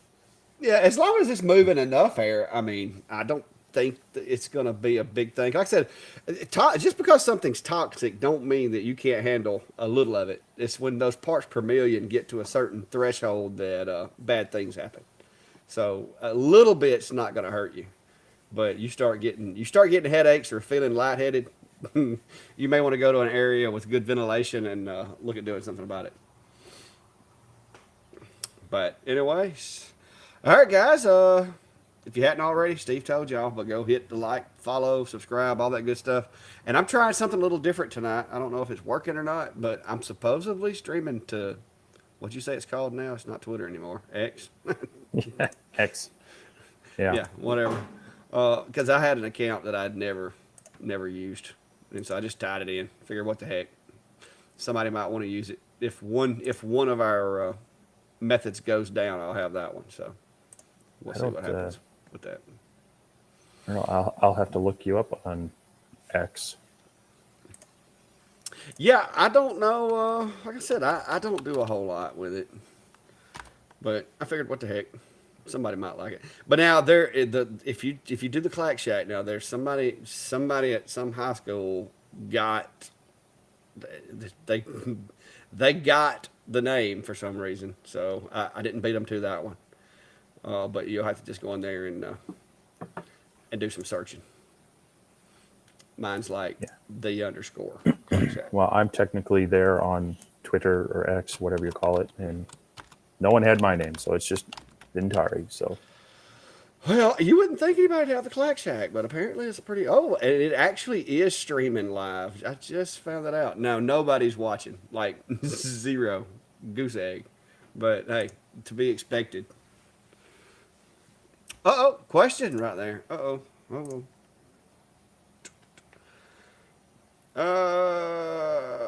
When I change from absolute to current position after positioning the module, I do a frame. If you switch to, if you're on current position, that means that however you've got, hang on. This is one of those that I can't really explain it without showing it. Current position basically means, and there's a couple of things you need to know about running current position, because you're basically tricking your machine into thinking that it is located in a certain spot. So let me get this other machine over here up. All right, we'll go over here, screen share. All right, so this is, if y'all can see it. hold on. There we go. All right. Currently, my machine is set. This is the longer, and I'm gonna go ahead and home it. And you can see up here in the window, it's homing, and it's currently on absolute coordinates. The machine is going to basically home itself so that it knows where it's at. But one thing about Lightburn that you need to start paying attention to, wherever you see this little green dot right here, that's where the machine assumes it is. So if you go from absolute coordinates to current position, now the machine assumes it is here. And it technically hasn't moved. So it requires you to place the machine where you want it to be. Now, with this little box right here, you can swap the corners, and you can actually put it, current position is back down here at 0, 0. So if you're going to use current position, you're going to have to manually move the laser head to a position that it has enough room to travel the workspace without colliding with anything. So you're either going to have to do so by either going with absolute coordinates, and let's say go up here, and this one's like 210, 210. Let me tell you. So you can either send it to the center like that on your, with the software, and then when you switch over to current position, it assumes that it is at this location. So if you drop in a file, it's automatically, no matter where you put this file in the workspace, it's going to put that green dot in the middle of that file. So typically when I'm working current position, I put everything in the center. And then when you frame, you can watch the machine. It's going to frame there. All right. Even if I move this, let's say I move this up here in this very top corner, watch what happens with the machine when I frame. Because it is assuming that where it was located was the dead center of this graphic. So there's not a lot of times that you're going to use absolute current position. Most of the time when I use that is when I'm doing like the bottom of a bowl and the bowl is around here to where I can't like run into it or hit the edges. But, you know, for the most part, I stick with absolute coordinates and just make sure when you go from current position to absolute, make sure you home the machine because it is going to assume that it is located right here. So that's the nuts and bolts of it, guys. I hope that helps. That's the best I can explain it. I guess I got it right. I couldn't see the comments, so if y'all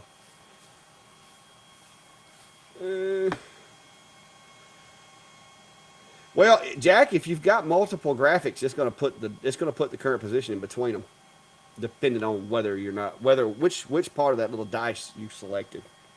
But yeah, but yes, you need to technically. It's easiest to move it by hand. The only time I really use current position is if I've got something that's round, and I don't want to take a whole lot of time trying to, you know, create a jig and circle it. But most of the time my cameras make it real easy.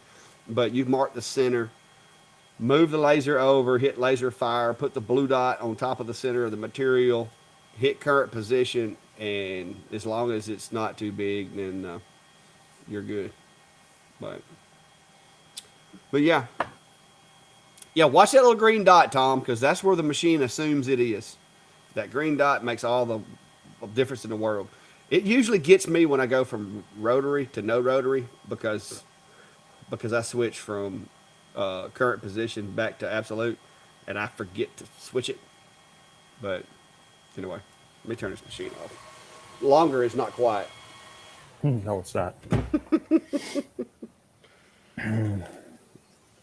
Fire extinguishers.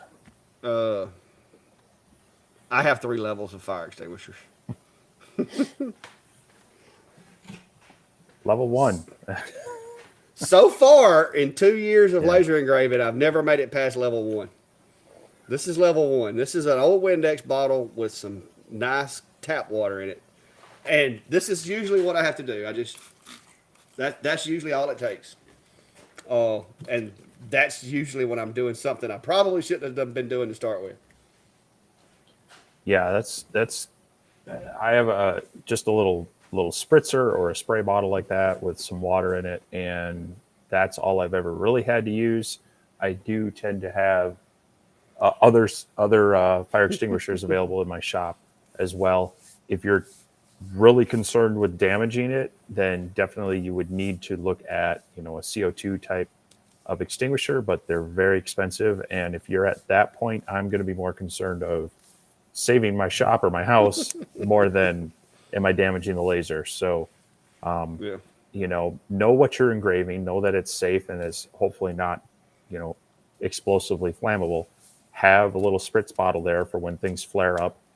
Be ready to stop your laser before it becomes a problem. But yeah, still have, just in general in your workshop, have some sort of fire extinguisher or multiple ones that you can deal with something sooner. And yeah, generally when it gets to that level, I'm more worried about containment than saving my. I'm more worried about structure than saving whatever that piece of equipment is at that point. Yeah, this is level 2. This sits right above my machine. So literally, if I open the enclosure and there's a fire in there, and it has surpassed spritz bottle, I can grab this guy, and this is first alert. I did a video on fire protection for lasers, and all these are in there. But this is just like this is an aerosol. It's not as big, but I also have a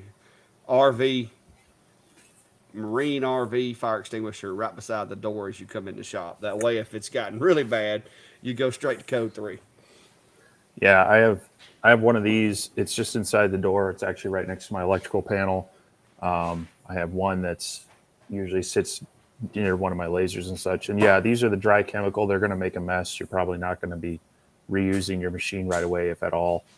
But they're affordable and easy to have multiples. That Yep. Yeah, this is my big one. And if it gets to this point, it's done got bad because this whole place is made out of lighted pine. So I hope I never have to get this guy out.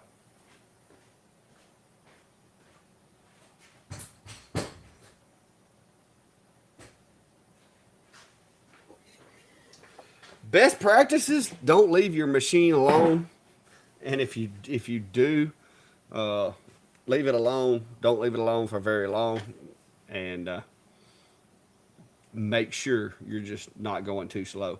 Going too slow is where you get into trouble.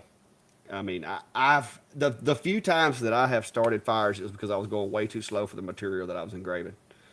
That, and I was trying to engrave one of those little grass floor mats one time, and it just started turning black. There was no flames; it just started turning black, and it was spreading. And I was like, so I had to. I used like half my spritzer bottle on that thing. yeah. But yeah, just be safe with it and try not to start a fire. Two trees pro. Which two trees pro? I don't know which one you're talking about. I have two different ones that I've made for the TTS 50 and the TS 20.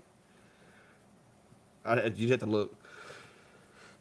They're in Etsy shop. You can search by two trees and see what all's in there.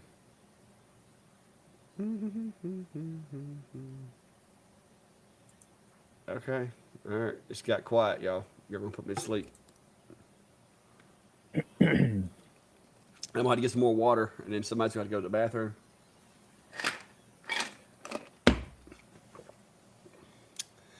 All right. Comments, concerns, cares, something, Brian, something funny, whatever. We're slowing down here, guys. It's an hour and 47. Everybody's like, okay, I've had enough. But yeah, Tom, you got to watch that when you switch from rotary back to regular engrave, because I run my rotary on current position. It's just easier that way. Oh.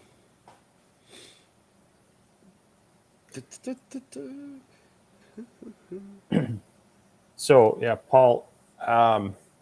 Yes, if you wanted to lock the honeycomb in the right spot, you could adjust basically you could extend the rails that I have in there a little bit deeper, be able to move that around and then lock it into a place, and then it would never, it should reference off that the same. I would still probably recommend that you use some sort of jig, like Clax X Tool jig will fit right in there as well. So it would fit on top of the plate and right on top of the honeycomb the way it's made. And that would help, kind of ensure that as well. But on a lot of my lasers, I use absolute coordinates no matter what on the X Tool because of its, the original one didn't have limit switches and you had to make sure you had to remember that you started up in that home position. I used current position quite a bit, but on the more advanced ones, I use absolute more often. Not that I am aware of. You cannot. But if you run the right camera, you don't really need two cameras. So that would be an interesting. They'd have to do like multiple inputs and then like having like a way of combining them, because that would technically on a longer bed give you better. You'd have less skewing in the image, and it would have to do less calculations to adjust for that. Yeah, it would make it more. It would make it more precise. But I mean, as you can see in Enclosure Zilla there with 185 degree, I think is the one I'm running in there. I can see everything, and the curvature correction in Lightburn's actually really good. That machine is very accurate as far as the camera goes. And I've got all my cameras are mounted. I made this machine. This enclosure has an acrylic mount that I made. And like I said, oh, and look over to the right side of that screen right there, Steve. You see the little black and white camera? Yeah. It actually works. I don't know that I'm going to use it the way they want me to use it, but it actually does work for Wi-Fi monitoring and stuff. It's pretty cool. But yeah, that's there's links in the description of my enclosure build if that's something you're into. But when you open up Lightburn, the uh, the view looks a lot different because Lightburn actually corrects the fisheye appearance of it. So Chad, yes, they've been teasing CNC support in Lightburn for a while, and I've noticed that in they're having their what are they, their Lightburn Expo or conference in Peoria, Illinois, towards the end of October, and I've seen the schedule, and there are some sessions on CNC work. So I've got to imagine they're going to be releasing it either right around that or maybe just before it. I've been toying with going to that since it's about a 6-7 hour drive for me, and would be some interesting information. And it looks like there's a number of even laser manufacturers that are going to be supporting it as well, maybe there. So I may break down and I'm going to have to decide in the next couple of weeks because I think they're closing registration by September 15th. But I would guess that since they're presenting it at that conference or exposition, that it'll be released right around that time for people. So I'm curious about it. I mean, I've got Vectric and I'm happy with it, but as something that there's a lot of people that have been working with diode lasers and they want to get into CNC routers and such. I think that would be very advantageous for them, not having to buy another piece of software and relearn it. So I'm very curious, even though I'm really happy with the stuff I have. So Yeah, I would like it if they did, because it'd be a lot easier migration for me. But now I've been cramming some Fusion 360, so I'm getting a lot better at that aspect of it too. Oh, ha! Look, I've made some other stuff, but this is my latest creation. That's right. That's right. It's a cable holder, and yeah. So I've got these down to where I can make these in like 10 minutes. I haven't used one yet, but I've made them. And I designed this from scratch, bro. 2 weeks ago, I couldn't make a ball in Fusion 360 hardly. well, actually making balls in CAD are pretty hard. It's not really, doesn't appear to be that hard in Fusion. I mean, just saying. 'Cause I made a couple of them accidentally.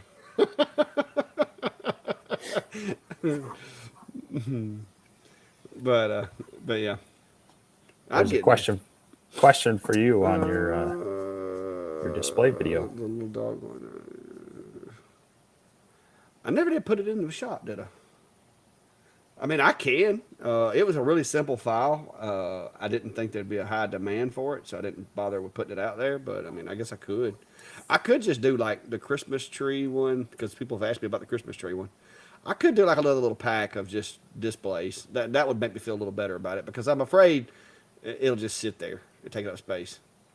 But I guess I need to get together and do that. But now between now and September the 9th, I'm going to be slammed. So it'll probably be after that before I can really do a whole lot with Etsy. I've got a couple of things I need to put on there too. Yeah, Jack, I'm curious to see. I mean, they've got their different levels for the lasers. They've got their G code and then their Ruida, and then their Galvo license at different layers. And of course, because of my different ones, I have all three of those. So I'll be interested to see if it's an add-on or if it's a whole different piece of software. But I'm expecting there's going to be an upcharge to add it either way because I know they've had to pour some development time into it, and that's not free. So, but they do tend to be pretty reasonable with their software as well.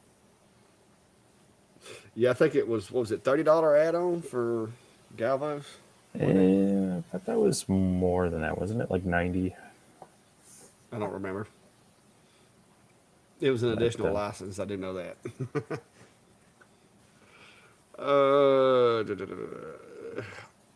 I haven't. I don't think CNCs. We've had this discussion before, but to me, CNCs are built for the CNCs kind of like taking a dump truck to the racetrack. I mean, CNCs are made for heavy lifting and not necessarily speed, whereas lasers are made for speed, not necessarily heavy lifting. So, I mean, if that's all you had and you wanted to put a laser on it, I guess it would be cool. But I don't know that it would perform as well as some of the really cheap lasers that are on the market right now because it would just be really slow. What is your thoughts, Steve?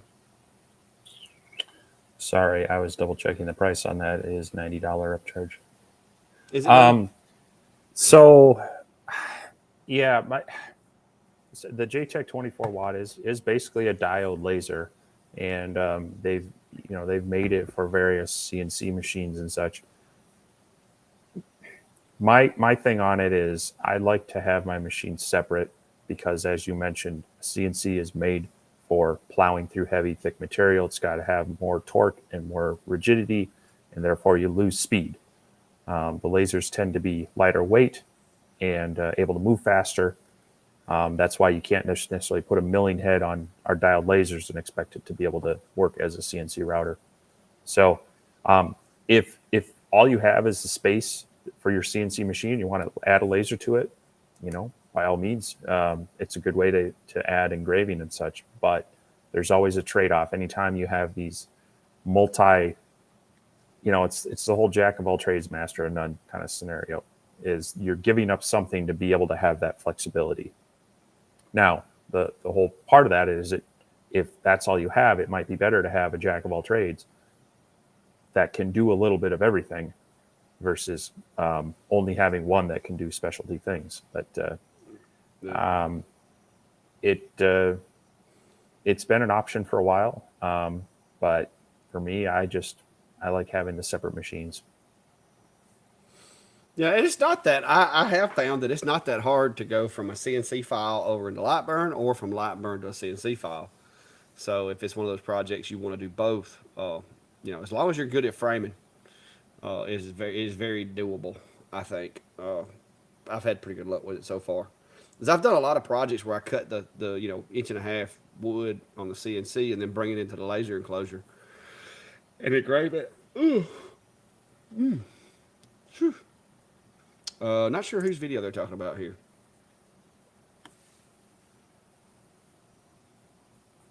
Homing a laser? So, yeah, if you're in Lightburn and you're missing a window over on the right side, you got to remember you can always add those windows. Like if you don't have the move tab, you can go up to window and check that one if you're missing some settings there. Otherwise, I'm not 100% sure which settings you might be missing or which video it's referencing. So.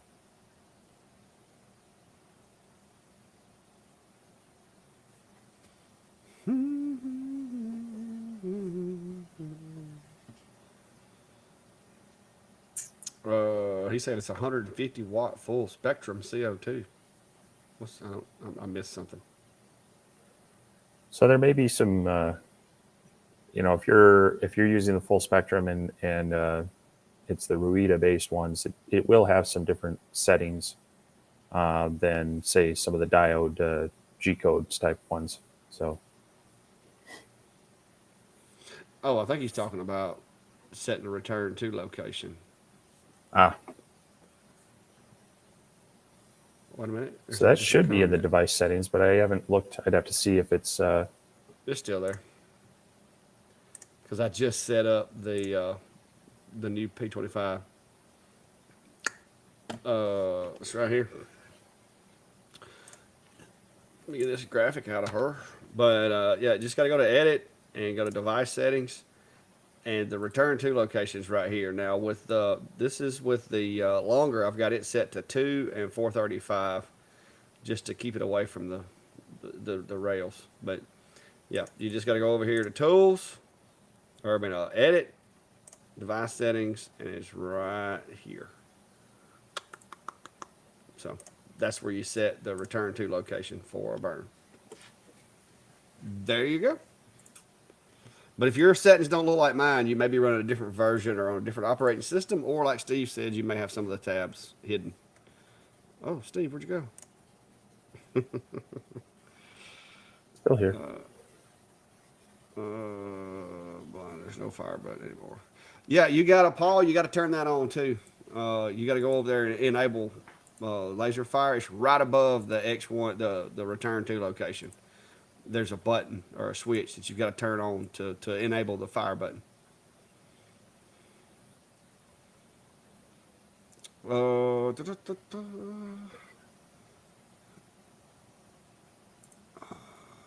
your current favorite?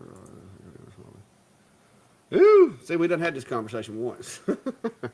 Right now, I like the big work area. Now, if I didn't need the big work area, the ASMR P2 is really impressed me out of all the machines. Recently, I would say ASMR P2 is first.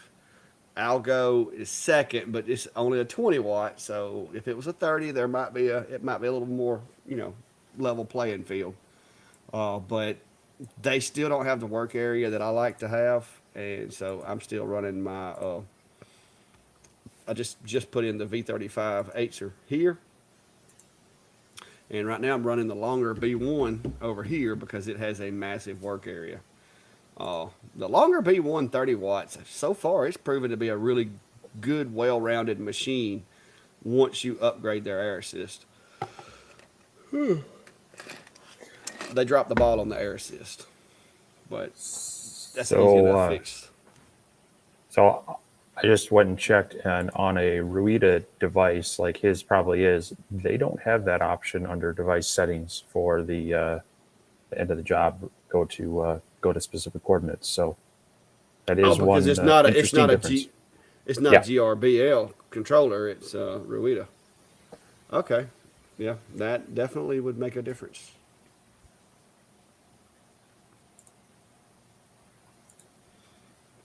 Why not? Did you get that? It's Steve can explain it to you. He did the research for you.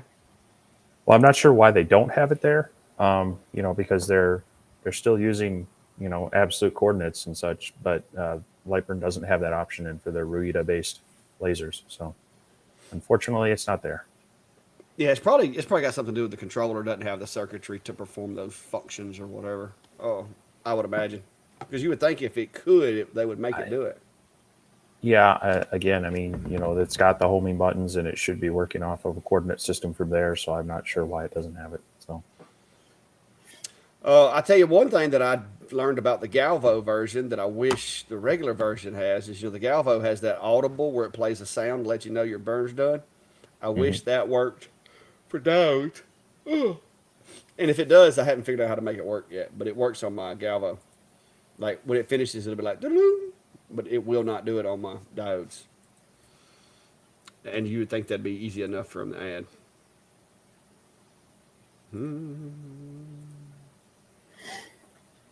Yep. What is it now? What are we doing here? Why not CNC? Yep, that's why. That's just follow up on what we were just talking about. So. Oh, okay. All right, guys. We're at 2 hours and 3 minutes, and I am getting tired. And I got to go to work tomorrow. I stayed up till 2 o'clock this morning doing ink pens. So that was a bust. Yeah. I'm hoping things start calming down for me a little bit. August is always a busy month.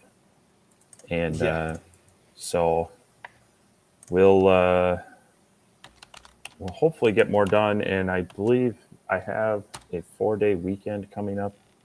So that will help as well. All right, I'm going to put this link down there for you. Somebody was asking for Steve's. It's probably going to mess my comments up when I do this, but